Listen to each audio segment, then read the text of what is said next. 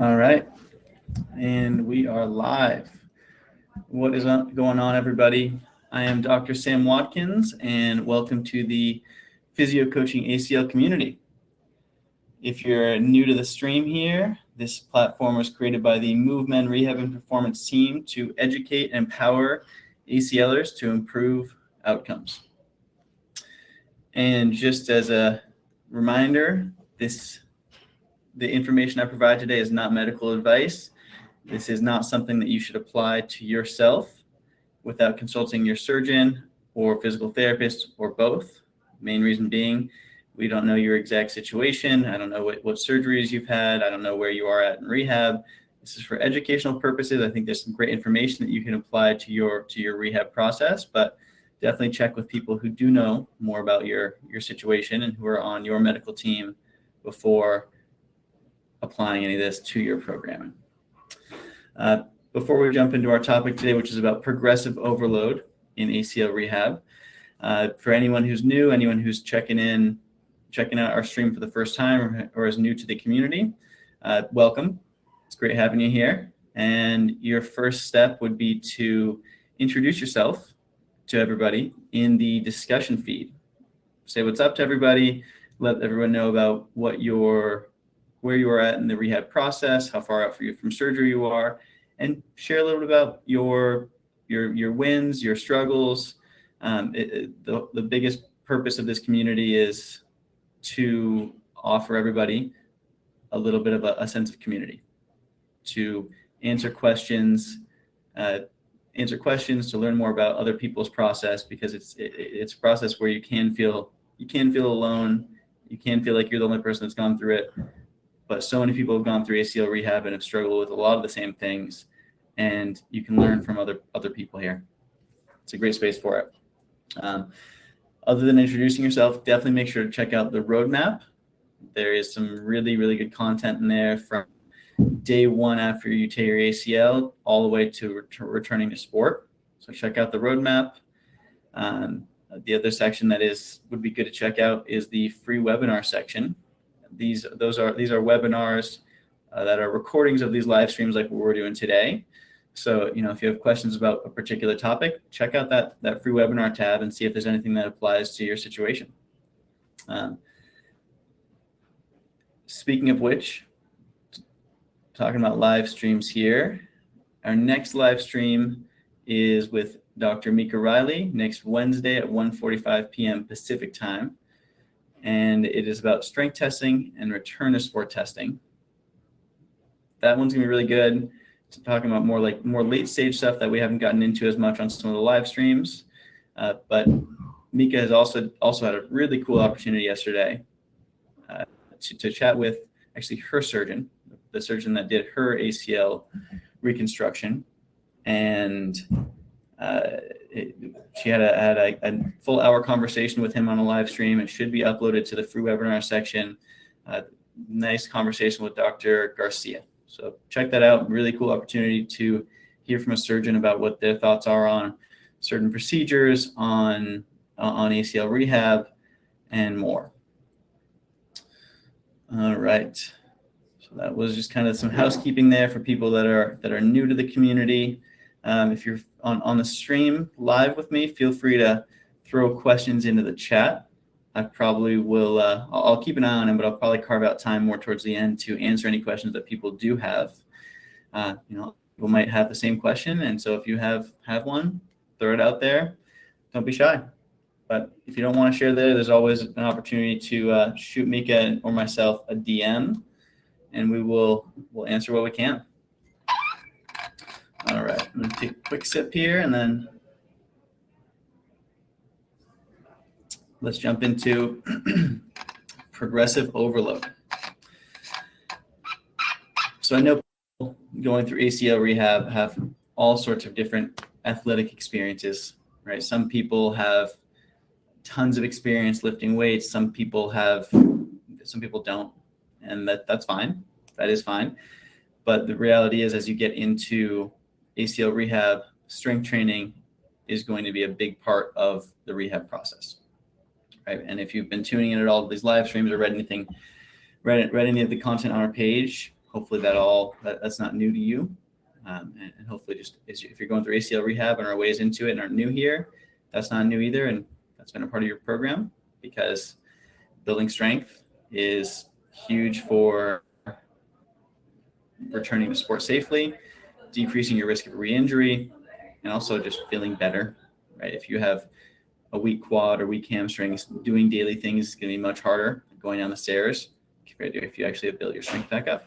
So strength training is going to be a crucial part of your rehab, and progressive overload is a foundation of any good strength conditioning program. So if you are familiar with more strength conditioning principles and you have experience it more in the gym, you might have heard of the term progressive overload. No worries if you haven't. We'll dive into it here. So what is progressive overload? It is a strength conditioning principle, and it's defined as the gradual increase in stress placed on the body during physical activity with the goal of driving further adaptations in strength and muscle mass. So building strength and muscle mass clearly is important in ACL rehab, right? You look at your leg after surgery, your leg, day 2, your leg's already looking kind of shriveled up and smaller, and that is going to progress over a little while until we can actually start loading and building that quad and hamstring and other muscle groups back up. And this principle of progressive overload is not only important in ACL rehab, it is also a crucial aspect of any training program targeting strength and muscle mass. So if you are a college football player and you don't have an ACL tear, your strength coach for your university is going to be applying principles of progressive overload to help you build strength and muscle mass. Progressive overload, in my opinion, is the most important principle for building strength, and it applies to building strength in rehab, but also building strength just as a part of general strength conditioning. So it's something that can't be overlooked, and a lot of PTs are not trained as strength coaches and don't have great strength conditioning backgrounds and are not guiding their clients sufficiently with this progressive overload principle. So that's really why I want to dive into that today. So that's a little background on just what the whole concept of progressive overload is, but how is it applied? And before we can get into that, I do need to give a little bit more background information on mechanisms of hypertrophy, which is just the medical term for building muscle.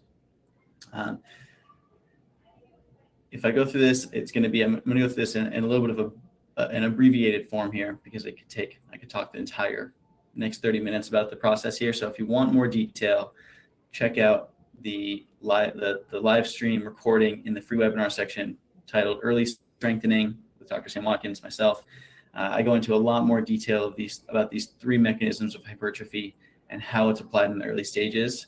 So I'm going to be a little bit more brief in this talk about that. But if you want to learn more about mechanisms of strengthening, especially in the early phase of rehab, definitely check out that live stream, the recording in the free webinar section. But like I said, just kind of giving more background information here on building muscle mass and strength, so that we can talk about applying progressive overload. So there are 3 main mechanisms for hypertrophy or building muscle mass with an exercise program. Those 3 mechanisms are metabolic stress, 1, muscular tension, 2, and then exercise-induced muscle damage, which kind of does tie together with muscular tension, but we'll talk about them a little bit separately. So just brief overview here. Metabolic stress, that's going to be when you are doing something more so for higher reps, higher volume, and you feel a big burn, right? You feel like your muscles are getting kind of pumped up. They're feeling a little bit engorged. There is a process here where we are not clearing out some of the chemical substances that are being produced in our body, and we're overloading our body's systems. And that is one mechanism that drives gains in strength. And I'm just checking out the chat here, seeing if there's anything that we need to jump into now.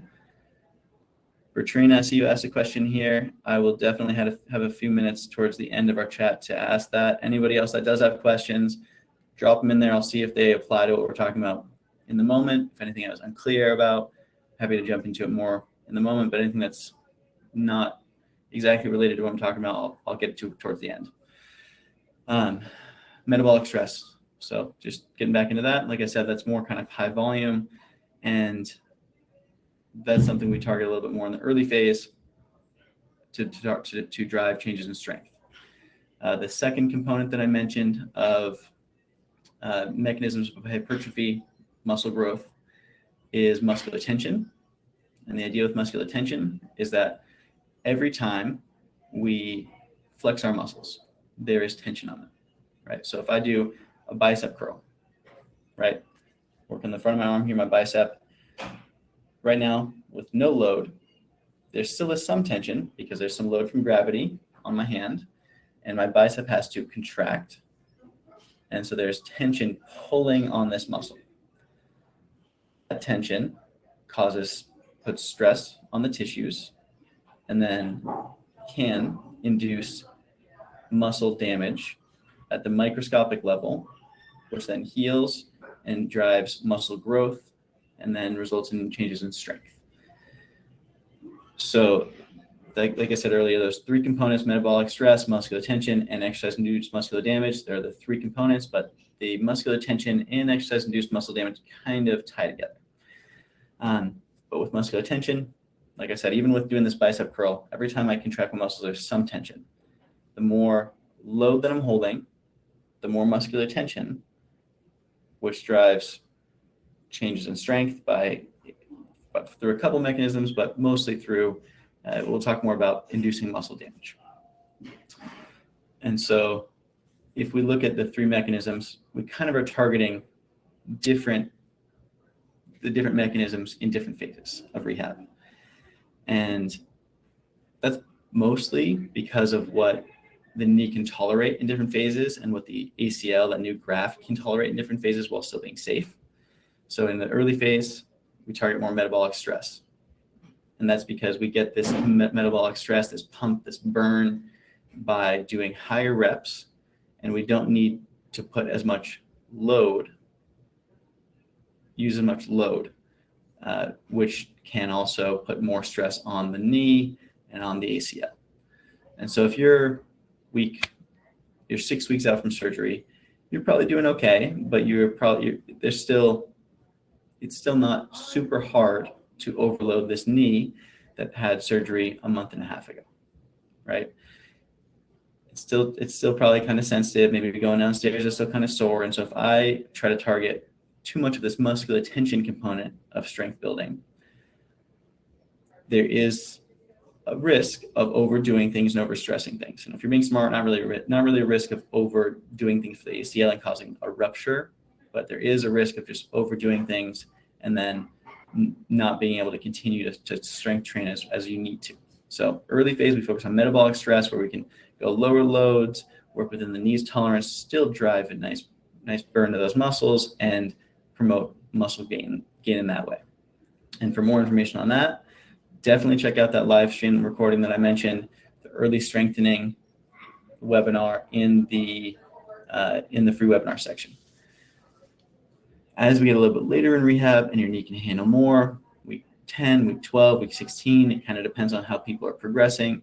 People's knee can oftentimes handle a little bit more stress, right? So by week 12 to 16, usually we consider people for returning to running based on certain criteria that can show that their knee can handle some stresses of some light jogging. That, again, I talk about in another webinar that I did recently that was recently uploaded on returning to running. So check that out if you want more information there. There's tons of info on here, I know. But as people can handle more stress and can pass tests that demonstrate that the knee can handle more running, we lean more into muscular tension to drive changes in strength and can start actually applying more load to put more tension on muscles to then drive changes in strength. So that was a brief issue overview. Going brief is not really my strength, but hopefully that was enough of an overview to have an understanding of the different mechanisms. And progressive overload really comes into play with the second two of those three mechanisms that I mentioned. So the muscular tension and the exercise-induced muscle damage, right? So we're trying to progressively overload the muscles by putting more tension into them, inducing more microscopic damage that then heals and results in more muscle growth and increases in strength. Again, we need to wait until your knee can actually handle this overloading so that we're not overdoing things. But that's the general idea. As we put more load on the muscles, we do that by increasing the weight. And so let's give an example here. If you're doing body weight squats and you're 12 weeks out, and you're doing 3 sets of 10, which is probably not a good rep scheme and probably not challenging enough for somebody that is at that point in their rehab, but just an example. If you're 10 weeks out, you're doing 3 sets of 10 body weight squats. It's probably not very challenging. Maybe 5 weeks ago, it was challenging, and doing 3 sets of 10 felt like, oh yeah, definitely legs are burning, legs are a little shaky by the end, or at least the surgical leg was. By 10 weeks, if you're still doing 3 sets of 10, you're probably not even addressing any of those 3 mechanisms of hypertrophy. You're not addressing metabolic stress. You're not putting any more tension on the muscles unless you happen to weigh way more than you did 5 weeks ago, which is unlikely. So we're not actually driving more tension in the muscles. And your body's also probably gotten used to that squat with just your body weight. And so you're also not inducing any of that microscopic muscle damage. So if you continue with that 3 sets of 10, you are not going to get stronger. What people will often do is say, all right, let's go to 3 sets of 20 or 3 sets of 30. And as we are increasing the reps, yeah, you might start to get more of a burn. But because the load is the same, you're not actually putting more tension on those muscles and inducing more muscle damage. You are leaning more into the metabolic stress side of things, which is at least targeting something, as long as you're getting tired by the end there.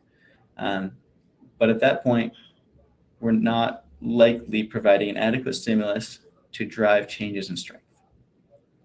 And so in order to, using the same example, in order to actually drive more changes in strength by leaning into muscular tension, you would need to add more load, right? And that could be holding on to a kettlebell, could be doing a barbell back squat. Week 10, maybe we're working into some of that. This is just a super hypothetical example, not necessarily real life, right? Just an example there. But we want to try to target some muscular tension at this point. And if you're using the same load with the same rep scheme or even more reps, we're not actually leaning into the most important component of a strength conditioning program, which is progressive overload. In kind of the meathead world, the bodybuilding world, people that are really into lifting, there are some very strict guidelines of how you can apply progressive overload. Sometimes as strict or simple as every squat workout, for example, you're adding 5% load. Every time you do a leg extension, if you're doing three leg extensions a week, every week you're adding 5% load. And for people who aren't injured, that is an okay way of doing things. It is also even for people that are healthy, not, in my opinion, a great way to progressively overload, because we're not taking into account how your body's adapting, giving your body really time to adapt. We're just trying to force more tension and more load, and therefore more tension on your muscles, which does drive changes in strength, but it's also not really the smartest way to do it. I think there's a decent chance for even a healthy person to overdo things. So I think there are smarter ways to do it, and this is definitely not the best way to apply the concept of progressive overload in rehab, just because, especially in that kind of early and mid phases, and even a little bit even later, your knee is going to be more sensitive than someone who has no knee issue. And like I've talked about in a bunch of other live streams, if you tune into those, we need to stay within the capacity of the stress that your knee can handle.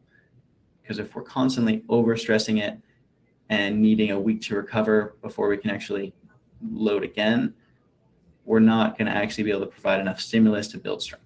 It's just going to be this kind of never-ending cycle of like, oh yeah, go heavy, overdo it. I need to take 4 or 5, 6, 7 days until I can actually do it again because I'm too sore. And we're never actually going to see as much progress as we could if we just were loading a little bit lighter, working a little bit smarter.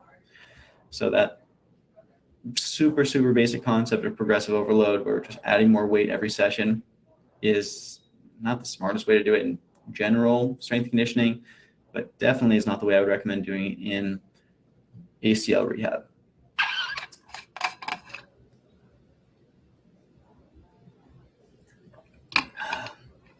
So progressive overload in ACL rehab can feel a little bit complicated.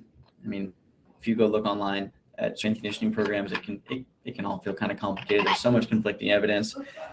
But as long as you are appropriately challenging yourself and adding more weight when your body is ready for it, and you're not overstressing your knee, you are applying progressive overload in a way that is close enough to optimal to actually drive the changes that we're looking for. And so what would that look like? I think the easiest way to think about it is with rep schemes. And by rep schemes, I mean 3 sets of 10 to 12 reps, 4 sets of 5 reps. There's so many rep schemes, but using different rep schemes with guidelines on when to progress, you can pretty easily apply progressive overload. So one simple rep scheme that I like to give people when they're around the 10-week mark is, which is the point where usually people can kind of start to handle more, leaning into muscular tension, adding more load rather than doing higher reps and going for more of a burn, is 4 sets of 10 to 15 reps. And this could be applied to a squat movement, could be applied to a lunge movement, could be applied to all sorts of different movements. The idea here is you're doing 4 sets, 10 to 15 reps, probably taking about 90 seconds to 2 minutes of rest between sets. And if all 4 sets, you're able to get to the high end of that rep scheme, so 15 reps, and at the end of that, you feel like you have a couple more reps in the tank. Like if you were to dig deep and do as many more as you could at the very end of that last set, you get to 15, and you think, if you think about like, okay, if I was to dig deep, how many more could I do? If you think you could do more than a couple more reps, more than 5 more reps, so let's say you could get to 20 for your last set, then it means it's time to add more weight the next time you do that movement, assuming that your knee wasn't sore with the 4x15. That is a very simple example of progressive overload, because you've shown that with whatever load you're using, let's say that's a 20-pound goblet squat, right? Holding a kettlebell at your chest, doing a squat. If you do 4 sets and you're able to get 15 reps for all of them, and the last set you could have done 20, it's time to add more load. And next time, instead of doing a 20-pound kettlebell, you try a 30-pound kettlebell. And let's say you're able to get 15 for the first 3 sets, and the 4th set, you're only able to get 12.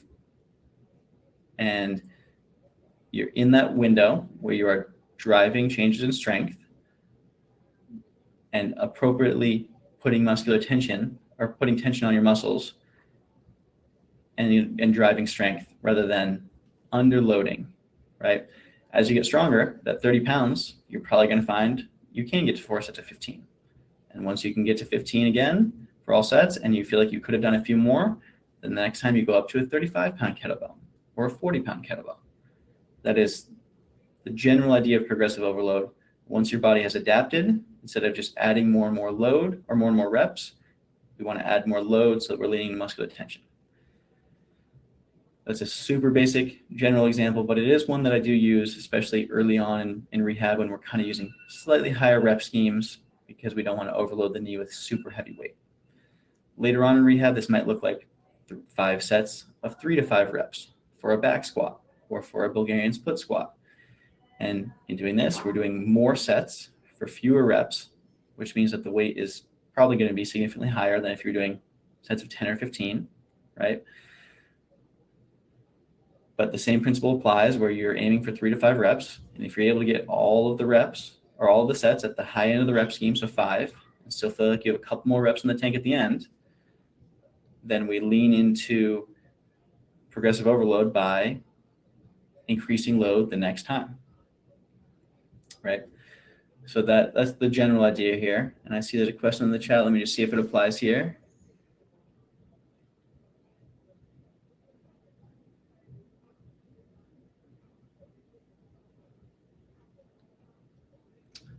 Thanks for the question, Andrew. I'm going to be wrapping things up here with the general concept of progressive overload in a second, and I'll answer your question in a second as well. But yeah, thanks for asking. I'll get to that in just a minute here. General rep schemes, that's a very, very basic idea. There's tons of different methods for applying progressive overload.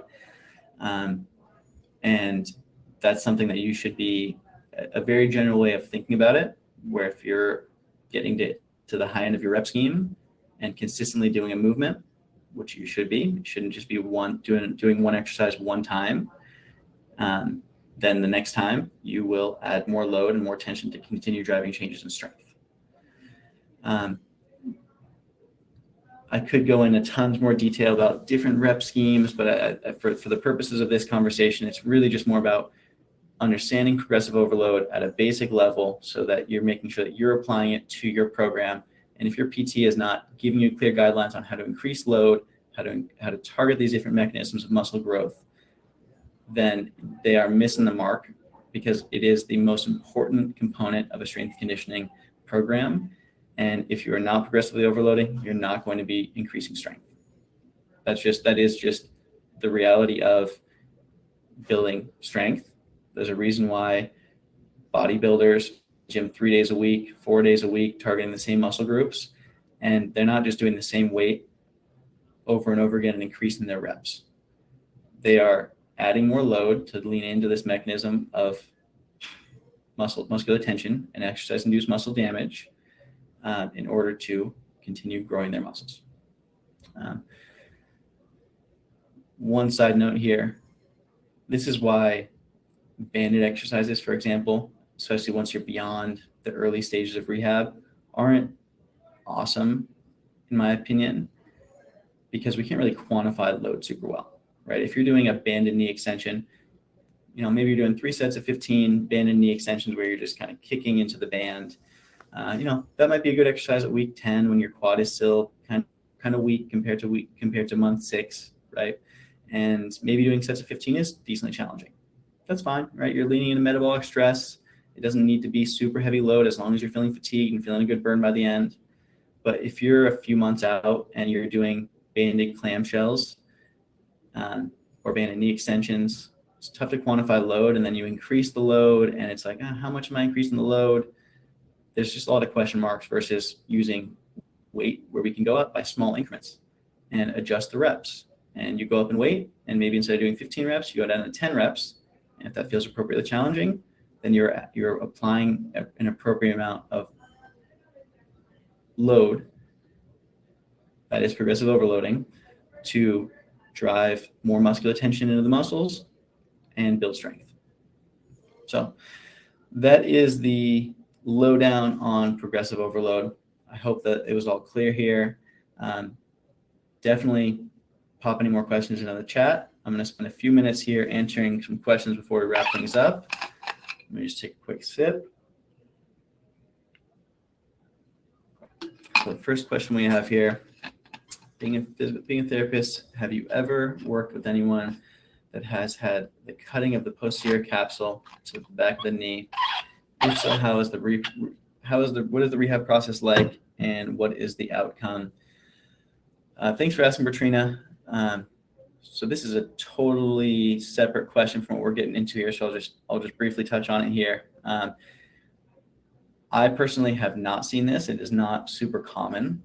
It is a process that's done when somebody has an issue of developing way too much scar tissue and is having trouble getting full range of motion. And usually this is not the first line of defense once this happens. So we've talked a bit in other live streams and in the roadmap about arthrofibrosis, which is when scar tissue kind of settles. There's always going to be some scarring with a surgery. Some people just naturally develop way more scar tissue, and they're not able to then get full range of motion. And so that arthrofibrosis kind of sets in, that scarring sets in, and the knee gets just stuck in a certain position, or not stuck in a certain position. It gets stuck at a certain range of motion where they're not able to usually bend beyond a certain degree. And they usually will do a manipulation under anesthesia where they put you under and they'll kind of wiggle your knee around to loosen things up, or they'll go in and do a lysis where they go in and kind of use a scalpel and cut out the excess scar tissue. And for people that does not work for, they'll go in and they'll do a release from the posterior capsule, which is a little more risky. So they do it as a last line of defense. I personally have not seen it. Honestly, it's not that common. Usually if someone needs a manipulation or does a lysis, a cutting out of the scar tissue, that has done the trick for people that I've seen that have had this excess scarring. It's pretty rare. And to be honest, I don't know what the outcomes are. But I do think that if you were to have this procedure, it would mean that you need to have a very structured rehab program to address your range of motion in a smart way. Because if you've already gone through a couple different procedures before having this done and you're still developing scar tissue, it tells me that your genetics mean that you're someone that does lay down more scar tissue, and you need to be working much smarter to actually not let your body develop this kind of stiff scar tissue. And so I don't know what the outcomes in particular are, but I don't see why it would be too different from other people I've worked with that have excessive scar tissue buildup, because they're going in and cutting out all the excess scar tissue. If we can get your knee loose so that it doesn't settle in and get stiff, then I don't see why it wouldn't be a fine outcome as long as you're rehabbing appropriately. So I hope that answers your question, Bertrina. I haven't seen it in particular, but if they're cutting out all the scar tissue, I don't see why you couldn't have a good outcome. And then Andrew asked the question, is there a time when I don't need to continue progressive overloading? I didn't do lower body weights before injury. I had a lot of bike, stair stepper, hiking, skiing. How long should I continue with lower body weight training? So that's a good question. Like I mentioned earlier, I know that everybody has all different experience going into ACL rehab with strength training. And the reality is during your rehab, it is super important for you to be doing lower body strength training. And even for a while after your rehab and you are back to sport and feeling pretty good. And the main reason is that biking, the stair stepper, hiking, skiing, they are good load on your legs, for sure. They are.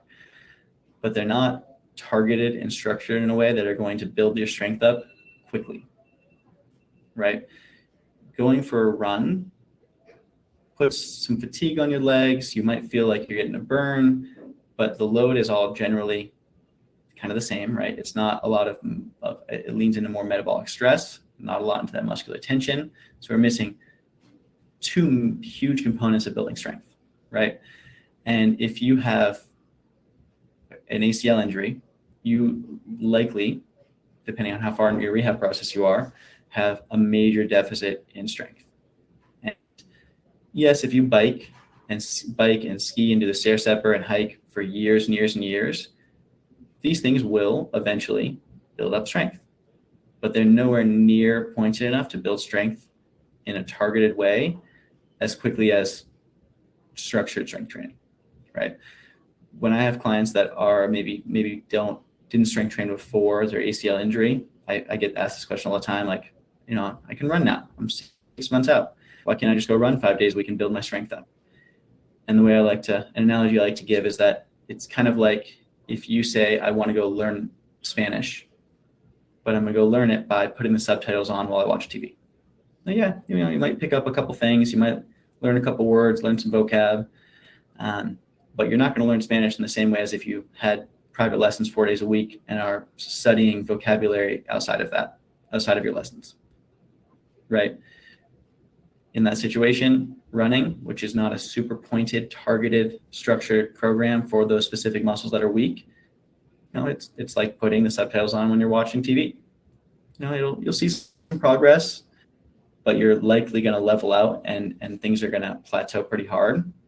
And so you need to be progressively overloading and strength training during your rehab in order to safely return to sport. Because if you're 6, 8, 9, 10, 12 months out after rehab and you're mostly leaning into jogging and the stair stepper to build your strength back, if you do a proper strength test, I can almost guarantee that you will have a major deficit in strength and not be safe to return to sport. And if you've been discharged and you're 9 months out and that's what your rehab has been like, your PT has definitely not been testing you at the standard that has been shown to actually capture when people have a deficit in strength that puts them at risk of re-tear.